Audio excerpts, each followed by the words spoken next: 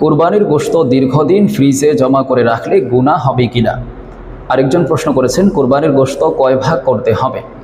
তো আহসারুল ফতোয়া কিতাবের মধ্যে এই ব্যাপারে ফতোয়া এসেছে যে কুরবানি দাতা যদি চায় তাহলে সে কুরবানির গোশতকে শুকিয়ে খেতে পারবে, কোনো সমস্যা নেই। আর যদি কুরবানি দাতা চায় যে সে কুরবানির গোশতকে দীর্ঘদিন যাবৎ ফ্রিজের মধ্যে জমা করে রাখবে, সেটাও সে করতে পারবে, কোনো সমস্যা নেই।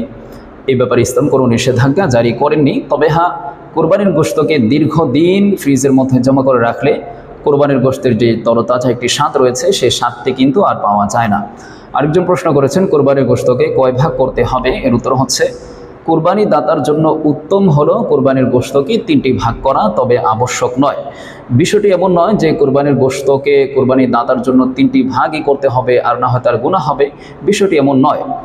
তো এটা হচ্ছে কোরবানি দাতার ইখতিয়ার। সে যদি চায় তাহলে সে কোরবানির গোশতকে 3টি ভাগ করবে, এটা তার জন্য উত্তম একটি কাজ বলে গণ্য হবে।